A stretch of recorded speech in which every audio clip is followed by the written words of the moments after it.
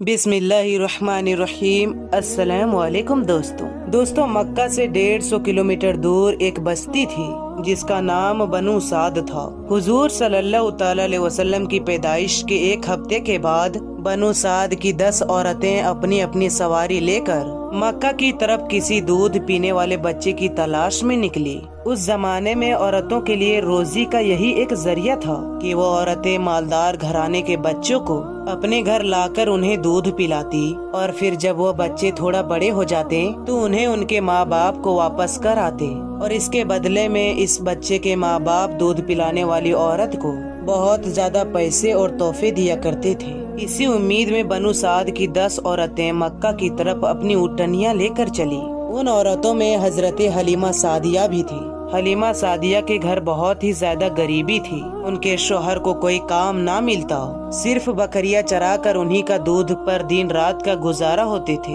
हलीमा सादिया के घर में एक ऊँटनी भी थी, लेकिन वो बहुत ही ज्यादा कमजोर हो चुकी थी क्योंकि बनु साद कबीले में घास भी बहुत कम उगती थी, इसलिए जानवरों को सही से चारा नहीं मिल पाता था। हलीमा सादिया अपनी उसी कमजोर ऊँटनी को लेकर मक्का की तरफ उन 10 औरतों के साथ चल पड़ी ताकि उन्हें भी कोई दूध पीता बच्चा मिल जाए, जिसकी वजह से उनके घर में भी 4 पैसे आने लग जाए। हलीमा सादिया के साथ उनका दूध पीता बच्चा और उनके शौहर थे।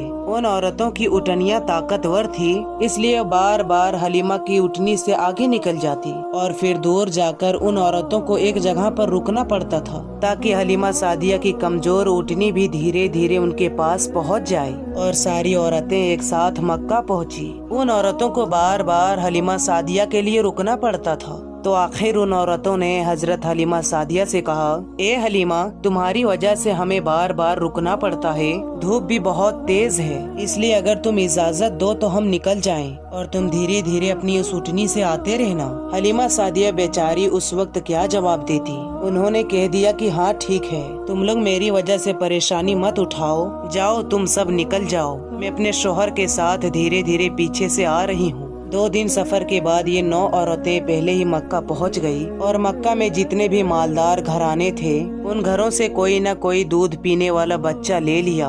रिवायतों में आता है कि ये 9 औरतें सबसे पहले हमारे हुजूर सल्लल्लाहु अलैहि वसल्लम के घर आती, लेकिन जब मालूम होता कि इस बच्चे का बाप नहीं है और ये बच्चा यतीम है तो उसे लेने से इनकार कर देती और कहती कि हम इतने दूर से सफर करने इसलिए आए कि बच्चे के बाप से कुछ पैसे और खर्चे मिल जाएं। ये बच्चा तो यतीम है, इससे हमें क्या मिलेगा। इसीलिए हमारी सारी औरतों ने हुजूर सल्लल्लाहु अलैहि वसल्लम को लेने से इनकार कर दिया और मक्का के मालदारों बच्चों को लेकर चली गई। जब सभी औरतों ने हुजूर सल्लल्लाहु अलैहि वसल्लम को लेने से इनकार कर दिया तो ये बात हजरत आमीना के दिल में लगी और ये अकेले बैठी अपने बच्चे को देखकर रोने लगी और दिल ही दिल सोचने लगी कि काश आज मेरे मासूम बच्चे के बाप जिंदा होते तो मेरे बच्चे को भी कोई औरत अपने घर ले जाती।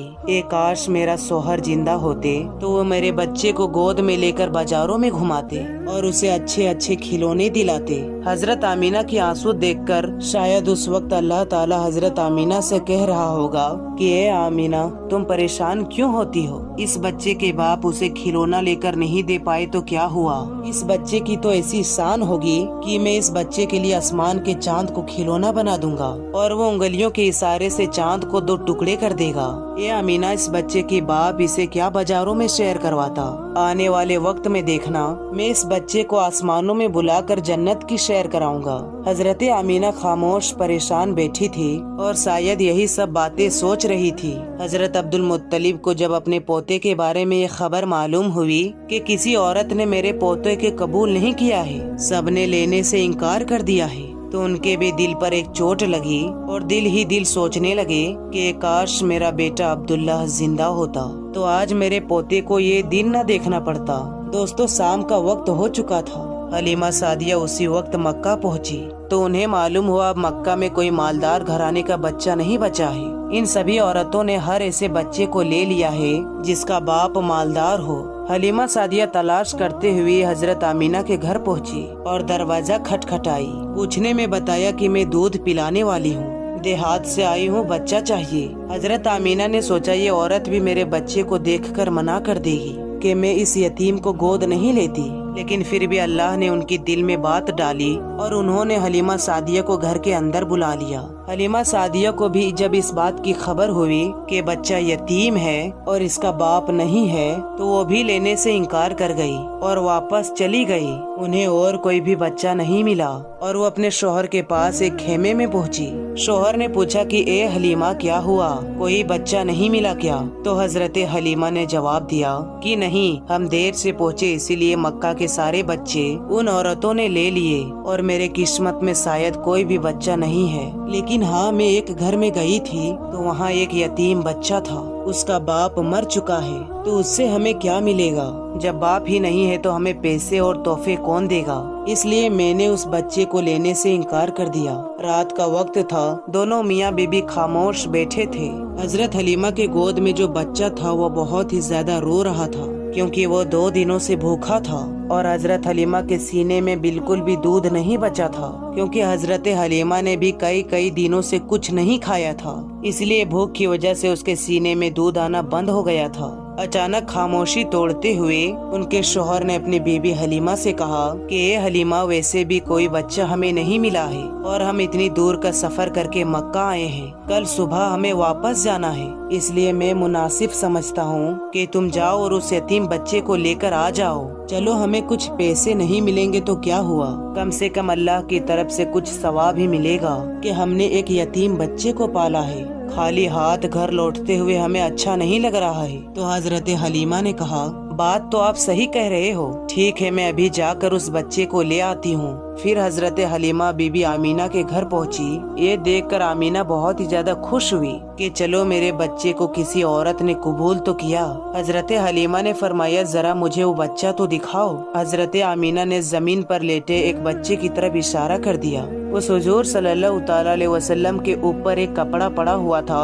حضرت حلیمہ نے جیسے ہی وہ کپڑا ہٹا کر ہمارے حضور کا چہرہ دیکھا تو ان کا دل دھک سے ہو گیا۔ حضور صلی اللہ تعالی علیہ وسلم مسکراتے ہوئے حضرت حلیمہ کی انگلی پکڑ لی۔ اتنا خوبصورت بچہ اور اس کی اتنی پیاری سی مسکراہٹ کو دیکھ کر حضرت حلیمہ خود پر قابو نہ کر سکی اور اس بچے کو گود میں اٹھا کر سینے سے لگا لیا اور اسے پیار کرنے لگی۔ بچے کو سینے سے لگاتے ہی حضرت حلیمہ کو ایسی ٹھنڈک محسوس ہوئی جو انہیں ساری زندگی میں نہیں مل سکی۔ پھر حضرت حلیمہ نے کہا میں اس بچے کو ضرور لوں گی۔ حضرت آمینہ نے خوش ہو کر عبد المطلب کو بلوایا اور کہا کہ ایک عورت بچے کو لینے آئی ہے۔ یہ سن کر عبد المطلب بھی بہت ہی خوش ہوئے اور جلدی سے گھر پہنچے۔ حضرت حلیمہ سے پوچھا کہ تم کس قبیلے سے ہو؟ تو انہوں نے جواب دیا کہ بنو سعد سے ہوں۔ پھر انہوں نے پوچھا تیرا نام کیا ہے؟ تو فرمایا کہ میرا نام حلیمہ سعدیہ ہے۔ یہ سن کر حضرت عبد المطلب نے خوش ہو کر کہا کہ واہ بھائی واہ، نیکی اور سادگی ایک ساتھ جمع ہو گئی۔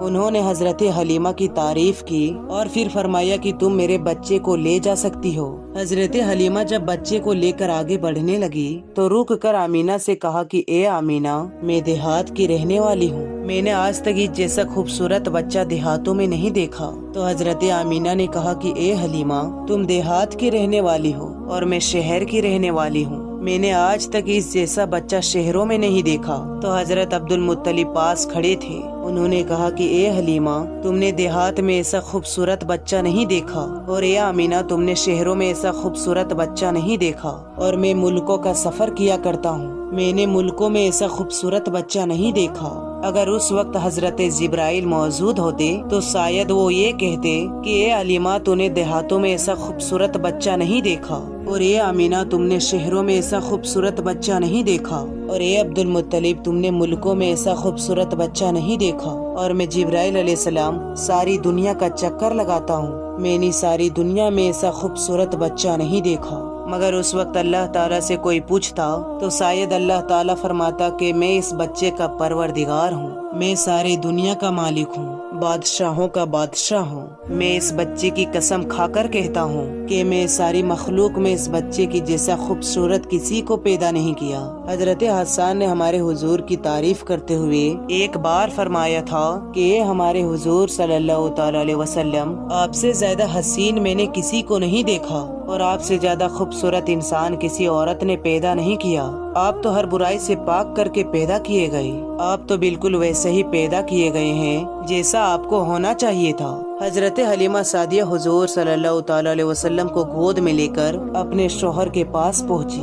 رات بہت زیادہ ہو چکی تھی، بھوک بھی بہت زیادہ لگ رہی تھی۔ وہ چھوٹا بچہ بھوک سے رو رہا تھا۔ حضرت حلیمہ نے حضور کے بارے میں سوچا کہ اس چھوٹے بچے کو اپنے سینے سے دودھ پلا کر تو دیکھوں کہ شاید ایک دو قطرے اس بچے کو مل جائے۔ حضرت حلیمہ نے جیسے ہی حضور صلی اللہ تعالی علیہ وسلم کو اپنے سینے سے لگایا تو اس کے سینے میں دیکھتے ہی دیکھتے دودھ بھرتا گیا اور حضور صلی اللہ تعالی علیہ وسلم نے پیٹ بھر کر دودھ پیا۔ پھر اس بچے نے بھی پیٹ بھر کے دودھ پیا۔ حضرت حلیمہ اور اس کے شوہر یہ دیکھ کر بہت حیران تھے کہ آخر یہ سب کیوں ہو رہا ہے۔ پھر حضرت حلیمہ نے اپنے شوہر سے کہا کہ آپ یہ برتن لو اور ہماری جو اٹھنی باہر کھڑی ہے اس کے تھانوں میں جا کر دیکھو کہ شاید تھوڑا بہت دودھ نکل جائے تاکہ ہم لوگ بھی کچھ دودھ پی لیں اور اپنی بھوک مٹا سکیں۔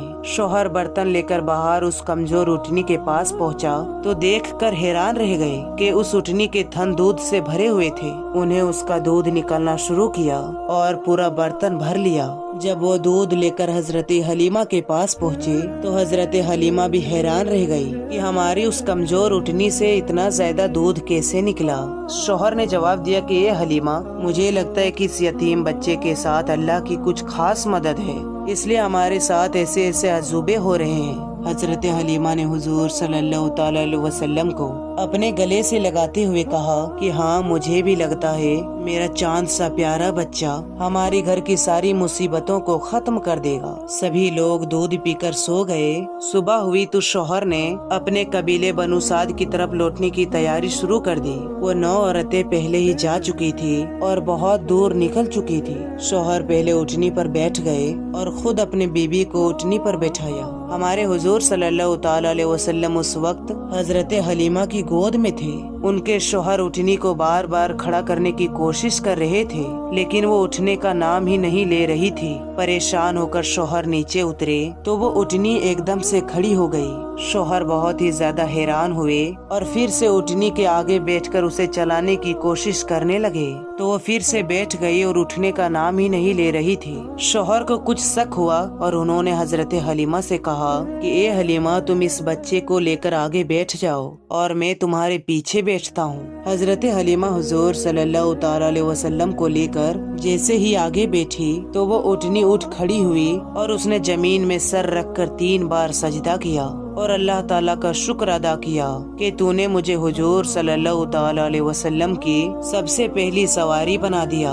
اور پھر اس اٹھنی نے ایک دوڑ لگائی، وہ بہت تیز چلنے لگی۔ حلیمہ سعدیہ اور ان کے شوہر حیران تھے کہ یہ تو وہی اٹھنی ہے جسے ہم لے کر آئے تھے، وہ جو چلنے کو ترستی تھی۔ اب اسے کیا ہو گیا ہے یہ جو اتنی تیز دوڑ رہی ہے؟ کچھ ہی وقت گزرا کہ اس اٹھنی نے دوڑتے ہوئے ان 9 عورتوں کو پا لیا اور تیزی سے چلتے ہوئے ان کے پاس سے گزری۔ ان 9 عورتوں نے حیرانی سے پوچھا کہ اے حلیمہ، کی تم نے سواری بدل دی ہے؟ تو حضرت حلیمہ نے جواب دیا کہ میں نے سواری نہیں بدلی بلکہ سواری کا سوار بدل چکا ہے۔ سب سے پہلے حلیمہ سعدیہ ہی اپنے محلے بنو سعد میں پہنچی۔ حضرت حلیمہ سعدیہ فرماتی ہے کہ اس دن میرے محلے سے پورے گلابوں کی خوشبو آ رہی تھی۔ سارے محلے والے حیران تھے کہ آخر یہ خوشبو کیسے آ رہی ہے۔ یہ اللہ کی طرف سے ہمارے حضور کا اس قبیلے میں استقبال ہو رہا تھا۔ تو پیارے دوستو، ہم یہ امید کرتے ہیں کہ آپ کو آج کی یہ واقعہ بہت ہی زیادہ پسند آیا ہوگا۔ تو پسند آنے کی صورت میں اسے لائک کر کے اپنے تمام دوستوں میں ضرور شیئر کریں۔ السلام علیکم، اللہ حافظ۔